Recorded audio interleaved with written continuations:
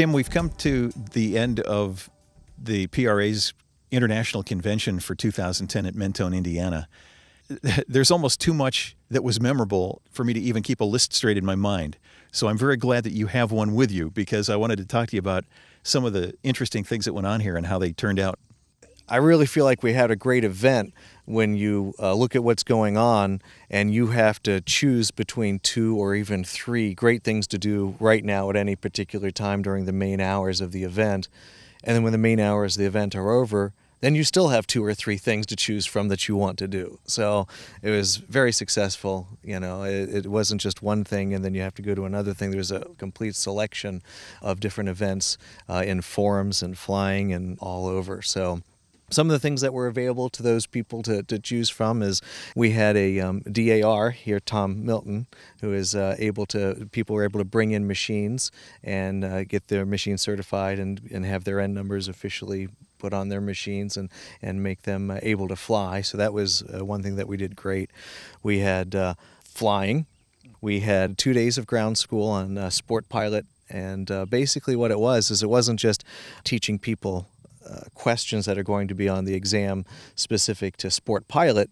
We talked about if you're interested in getting a license, or if you're interested in getting an add-on to your license for one of the forms of home-built rotorcraft, what you would have to go to, what experiences people have had outside of just the books in order to be able to get their license or their add-on, and tips and tricks and discussions on what different people have been through at different airports and with different instructors. The ground school is very successful, and we had a packed house for it.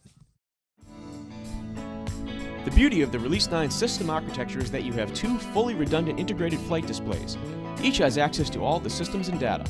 Providing full redundancy and eliminating traditional reversionary modes, Release 9 allows either display to be configured as the PFD. Now your failure modes are much more manageable because you can continue to fly with the same familiar display symbology without the need to relearn composite modes you don't typically fly with. Avidyne's Integra Release 9 is truly the next generation in fully integrated flight deck technology. Let's talk about some of the actual events that happened here. It seemed like the pool of knowledge for the seminars was expanded somewhat by the presence of the PPC guys. There were some really good specialists in various areas that overlapped with the gyro and helicopter people. Oh, it's worked out absolutely fantastic. We just keep finding new ways that the powered parachutes and powered paraglider folks and the gyros work well together, because we really kind of have ways to complement each other in ways and times that each other's lacking, if you will. And they fly primarily during low winds. We like to fly primarily during higher winds. It's just amazing how it's synchronized together. I'm very surprised, and we're very, very happy. And the gyro and home-built helicopter rotorcraft people in general have been extremely happy and with their presence and watching them. And the feedback I've had so far from their camp is exactly the same. They've been very happy here, and it's an improvement for what they've been doing as well. So all smiles. Now, it looked like a number of people were getting their first experience in the seat of a gyroplane here. You were responsible for some of that. I know that there were some guests along for the breakfast flights each morning over to Fulton County, Rochester. Was that a conscious effort, or did it just happen to work out that way?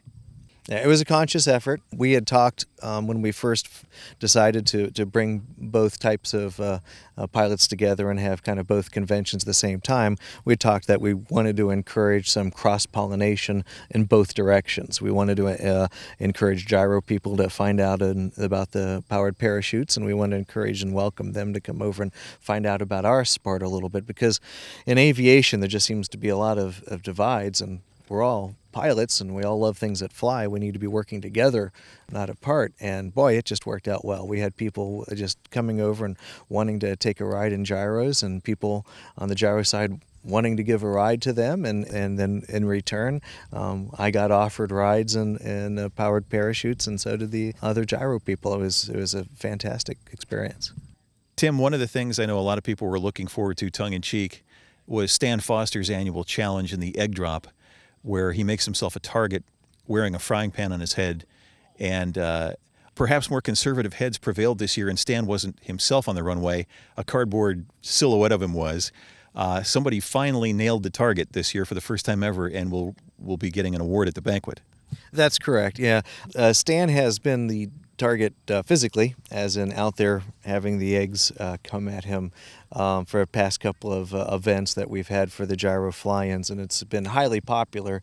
And because he's been missed event after event, and Stan has been, pardon the pun, egging everybody on about them having missed him, he keeps upping the ante. So we got donations for a pool so that you can, whoever would make it would get a prize, as well as the bragging rights have become quite substantial at this point for doing that.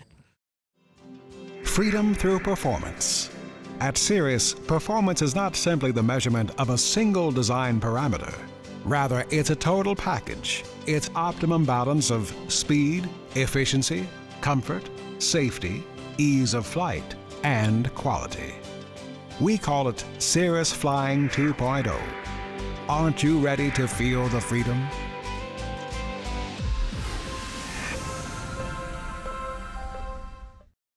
What else happened here that will be memorable for you that you'll take away from this year's convention here at Mentone? Oh, this is so much. I don't know if I can pull something out of my hat. Fireworks were one thing that comes to mind. The PRA made an agreement that with a fireworks club, they're enthusiasts, they're home builders of fireworks, if you will. And although that sounds scary to me, I'm sure home-built rotorcraft sounds scary to some of them. And what we did was we basically did a trade. They put on some fireworks for us, and we give them a great place that they can hold their meetings, conventions, and events to light off some fireworks as well. I mean, again, a really good synergy. A lot of first flights for me. I think when people have their first flight in a small aircraft or a home-built rotorcraft, just the energy that comes off of them and their enthusiasm and that's one of the things that really motivates me to put in the long days is when people come out of their first flight and they're just all smiles and they go over to their friends or family and with a big smile on their face and I was dizzy from it. Well, Tim, it was a lot of fun. It seemed like there was always something going on, and I faced the choices a lot of times. I didn't make any of the seminars because there was always such cool stuff going on the flight line. I look forward to the closing banquet, and thank you guys for putting it all together. Oh, thank you very much.